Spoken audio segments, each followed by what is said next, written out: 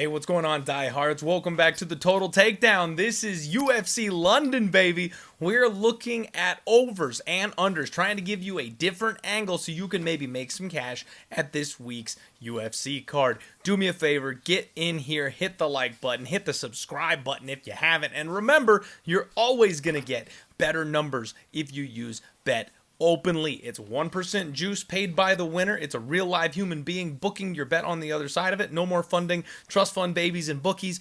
We are actually gambling with each other, and because of that, everybody's getting better numbers. So remember, every single number I quote to you today, it's better if you're clicking the link in the description below and using Bet Openly instead. Let's get into it. I like to point out my favorite couple of picks on a card like this, so we are going to get rolling through here. The first one I want to talk to you guys about is Nate Fletcher and Kellen Lawford. This is a rematch from the amateurs. 2.5 total. Over is -240. Under 2.5 is +180. And frankly, you guys, I've got a real hard time seeing how this fight doesn't go the distance. Kellen Lawford is a guy who's got an absolute brick for a head. He's very well muscled. He's a bully grappler style fighter. Nathan Fletcher, another bully grappler style fighter, but I think he's got a better skill set as far as his striking goes, his technicality.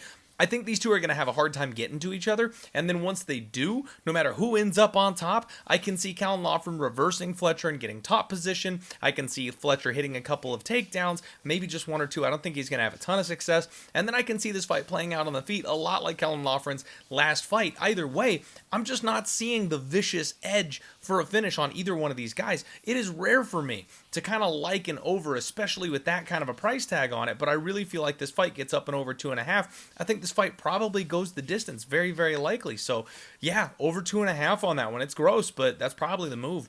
Christian Leroy Duncan takes on Andre Pulv in the next fight here. 1.5 total. Over is -160. Under 1.5 is going to be +125, and that split right there is what we're talking about avoiding if you're using Bet Openly. See, avoiding and Bet Openly turned into avoidingly. That's how that happened.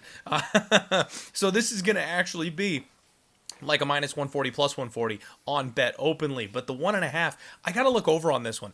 Christian Leroy Duncan is a guy who really likes to play with his food. He's getting a big step down in competition right now. The UFC very obviously wants to highlight him in this kind of a spot. And I actually think he finishes Andre Pulv at some point in this fight. However, I will give Pulv credit for toughness. This guy can take a shot. He knows what he's doing on the feet. He knows what he's doing grappling. He is hittable, and I think that's the idea. But the slow, methodical pace of Christian Leroy Duncan, he takes his time to set things up. He doesn't necessarily go full bore with his grappling right off the bat. I think he's going to play around with Pulv, and then he will eventually find his way to a finish, but it's going to take a beating before Pulv is finally ready to kind of fall over after he gets his head beaten up a little bit. So I'm actually going to say over 1.5. On top of that, I want to just go ahead and make the argument on the other side. I don't see Pulv finishing either. Christian Leroy Duncan is a guy who can take a beating himself. He also has a style that is very risk adverse. So if he's not the hammer, he's a really good nail. He's going to avoid the fight at any cost. And if he's losing, that will send this thing up and over as well. The next fight that I want to point out to you guys here, Jordan Venic and Chris Duncan, the other Chris Duncan. 2.5 total. Under is -145. The over is +115. And this one spells violence to me. Venic is a guy that really had a tough go in his UFC debut, taking on one of these Georgian warriors, right? Sharing the card with his first fight again on this one here. But Christian Duncan is a guy who we've seen rocked, Chris Duncan is a guy who we've seen rocked and hurt multiple times. Dana White's Contender Series, on his UFC run, there's many times where he gets sparked, and then he has to actually muster up the ability to come back from being hurt. And I just don't think you're going to do that against like Venic. Venic is someone who's got excellent killer instinct. He is going to look for the kill. He's going to be hunting a finish. If he hurts Duncan, Duncan is not getting off the hook in this case. So I fully expect Venic to be able to go ahead and get that finish. And Duncan is a hammer himself. This guy's got big time power. He's a very strong physical grappler. He's got some submission upside. So if Venic just kind of has an opportunity to get audited, or if he slips up and makes a mistake, Duncan is a guy who will be able to capitalize on that. So give me violence. Under 2.5, -145. I like that move here. Gunnar Nelson and Kevin Holland. We have a 2.5 total here. Over 2.5 plus 130. Under 2.5 is minus 165. And I think this is a spot where the chalk is good, right? Gunnar Nelson, he's a positional grappler. He wants to body triangle. He wants to get on your back. He's not doing a whole ton of damage from that position. When he strikes, it's karate style. It's from the outside. He wants to explode in and, make these big movements to close the distance when he does. But he's very dangerous with his submissions. He's a very solid grappler. So if he gets the fight to the ground. I know we've seen Kevin Holland taken out by some slick grapplers very recently here.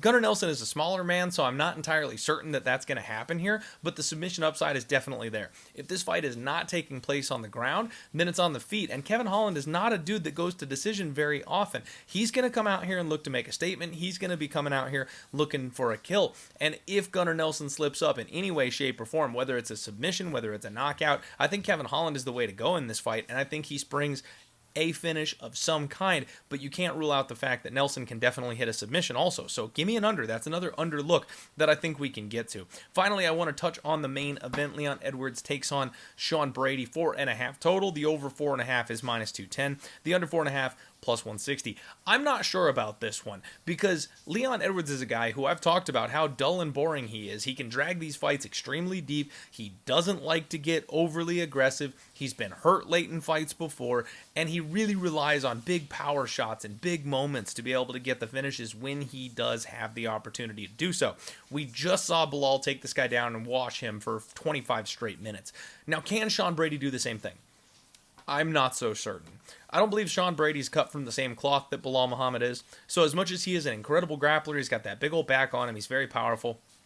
I don't know that he's got the wrestling chops to be able to do the same thing that Bilal Muhammad did. He's just not on that level. He doesn't have that kind of pace. He doesn't have the same level of pressure. And I'm not sure he's ready for this level of competition either. There's a massive step up in competition for Sean Brady. So if he does have early success on Leon Edwards, can he keep it up for a full 25 minutes? I'm not so sure. We saw Leon Edwards is more than capable of coming back deep in a fight against someone like Kamaru Usman and still get the finish at that point. So I actually think the finish is live here on this fight a lot. Now, it comes more on the side of the Leon Edwards here, but we can't rule out the fact that Sean Brady's submission game is excellent, and it's getting more and more dangerous every time we see him in the octagon. So I actually kind of like violence here in the main event as well. It could be a very, very poorly aged take because we could see a body triangle from Sean Brady with Bilal just having, Leon Edwards just having no answers for it.